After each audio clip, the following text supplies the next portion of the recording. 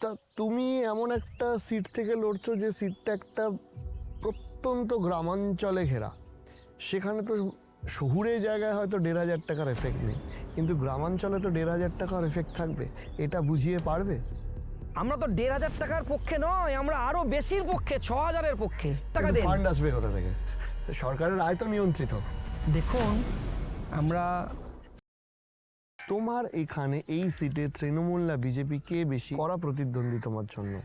এখানে তৃণমূল, বিজেপি, বামপন্থী প্রার্থীর ধারে কাছে আসতে পারবে না। জনগণের মুখের কথা এটা। কারণ মানুষ কিন্তু এই দাগগুলো ভুলে যায়নি।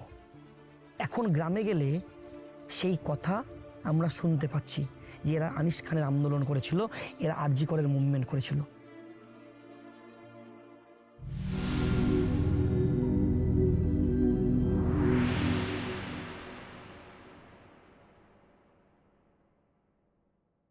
এই যে বিভিন্ন সোশ্যাল ওয়েলফেয়ার স্কিম বা ভাতা তৃণমূল সরকার চালু করেছে, যে 1,500 টাকা মাসে লক্ষ্মীর ভাণ্ডার হিসাবে, বা আরও এখন যুবশ্রী বা ইত্যাদি এগুলো চালু করেছে, তা তুমি এমন একটা সিট থেকে লড়ছো যে সিটটা একটা প্রত্যন্ত গ্রামাঞ্চলে ঘেরা।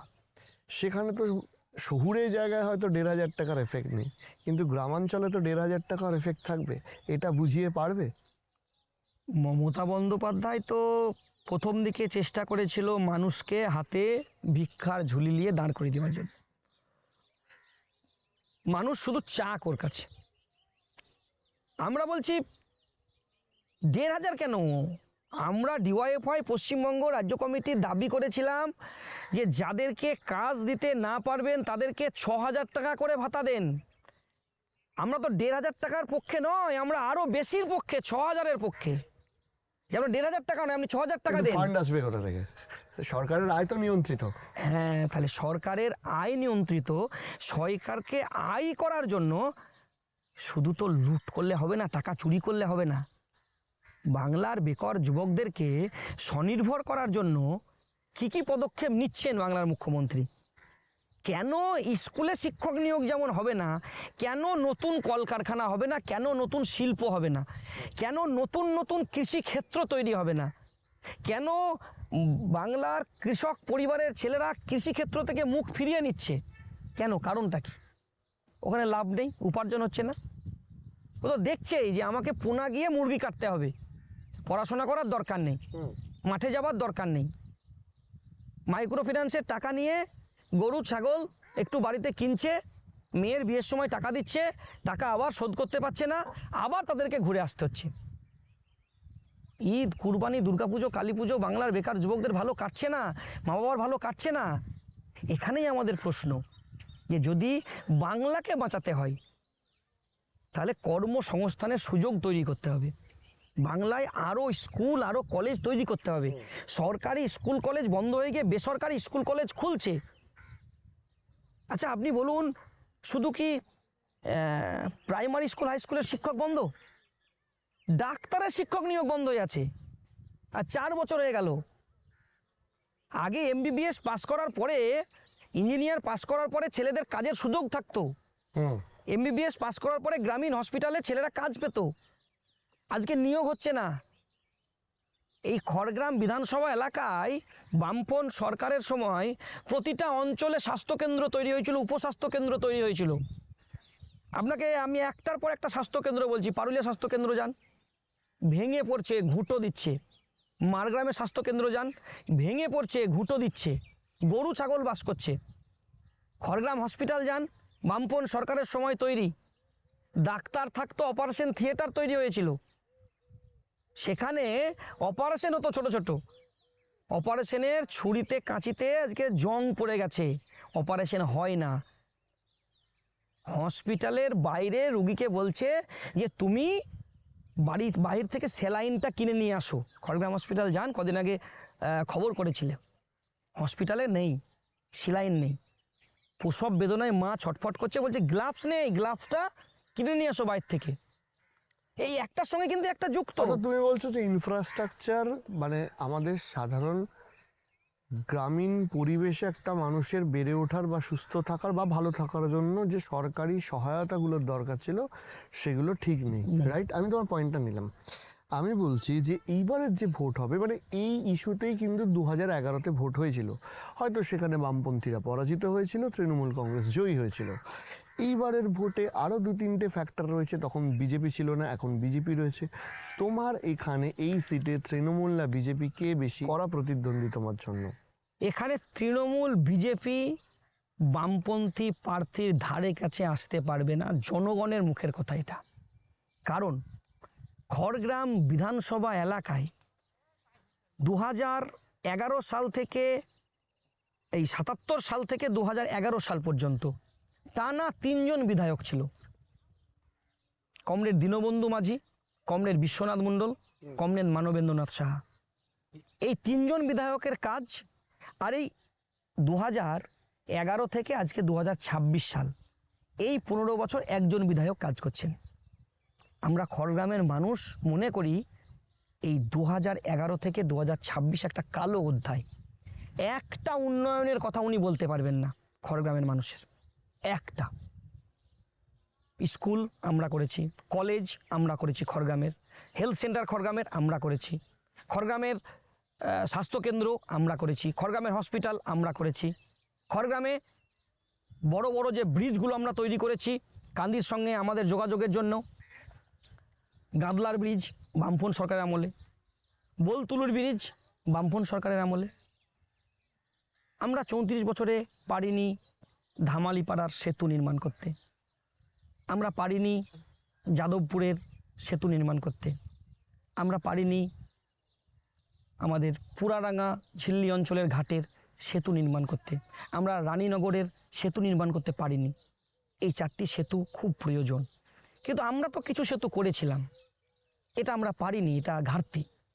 কিন্তু 15 বছরে এই যে ঝিল্লি অঞ্চলের পুরাডাঙ্গার সেতু, যাদবপুরের সেতু, প্রতি বছর 1-2 করে বাচ্চা নৌকাতে স্কুলে যাবার সময় হয় পুরন্দপুর ঘাটে, ধামালিপাড়া পুরন্দপুরের সেতুতে, কিংবা আমাদের পুরাডাঙ্গার ঘাটের সেতুতে মারা যায়। একটা সেতু করতে পারলো না 15 বছরে। আর আমরা তো বলছি যে আমরা গাদলার সেতু করেছি, আমরা বলছি খড়গ্রামে বামফ্রন্ট সরকারের সময় পুরন্দপুরের আমরা বোলতুলি সেতু তৈরি করেছি। অজস্র আছে এরকম উদাহরণ। আর তুমি যেটা বলছো সেটা তো ইনফ্রাস্ট্রাকচারের ম্যাটার, কিন্তু গোটা পশ্চিমবঙ্গ জুড়ে যে বাইনারিটা চলছে তৃণমূল ভার্সেস বিজেপি, সেই বাইনারিটা কাটিয়ে, এবং সেখানে কিছুটা ধর্মের গন্ধও রয়েছে, সেই বাইনারিটা কাটিয়ে শুধুমাত্র ডেভেলপমেন্টের প্রশ্নে ভোট জেতা সম্ভব বলে তুমি মনে করো? খড়গ্রামের মানুষ, আমরা বিশ্বাস করি, এবং খড়গ্রামের মানুষের উপর আমাদের এই আস্থা এবং ভরসা আছে, কারণ খড়গ্রামের মানুষ বামপন্থী বিধায়ককে বারবার বিধানসভায় পাঠিয়েছেন। একবার শুধু এখানে খড়গ্রামে কাস্তে হাতুড়ির প্রতীকের প্রার্থী হেরেছেন, বাকি 2বার তো আমাদের ক্ষমতা চলে যাওয়ার পর এই সিটে কংগ্রেসের সঙ্গে আমাদের আসন সমঝোতা হয়। এই 2টো সিট পরপর 2বার কংগ্রেস লড়েছিল। 10 বছর পর, প্রায় 10 বছর পর আমরা খড়গ্রামের মানুষ আবার কাস্তে হাতুড়ির প্রতীক ফিরে পেয়েছে। একদিকে যেমন কাস্তে হাতুড়ির প্রতীকের প্রতি খড়গ্রামের মানুষের ভালোবাসা, অন্যদিকে জনগণের প্রার্থী হিসাবে মানুষের মন জয় করে মানুষের কাজ করার মতো প্রার্থী, এই 2টো ফ্যাক্টর এখানে কাজ করছে। এই ফ্যাক্টরে বাজেট কোনো ফ্যাক্টর না? এই যে ধরো হিউজ অর্থ নিয়ে তৃণমূল কিংবা বিজেপি যখন প্রচারে নামছে, যদিও তোমার যে ভিডিও আছে যেগুলো সোশ্যাল মিডিয়াতে তুমি ছাড়ছো, সেগুলো একটা ভালো ব্রিজ, এবং বহু দূর দূরের মানুষও দেখছেন যারা খড়গ্রামের হয়তো নন। আমরা কলকাতায় বসেও সেই ভিডিও দেখেছি।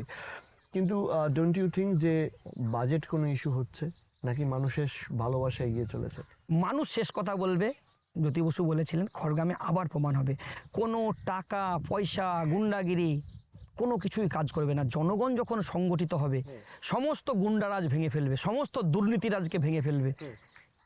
আর পৃথিবীর ইতিহাস প্রমাণ করছে সমস্ত দুর্নীতির বিরুদ্ধে, সমস্ত রকমের অপশাসনের বিরুদ্ধে মানুষ যখন ঐক্যবদ্ধ হয়েছে, মানুষ জিতেছে। তাই খড়গ্রামের মানুষ জিতবে, খড়গ্রামের জনগণ জিতবে, আর খড়গ্রামের জনগণের প্রার্থী যিনি আছেন তিনার পক্ষে রায় হবে।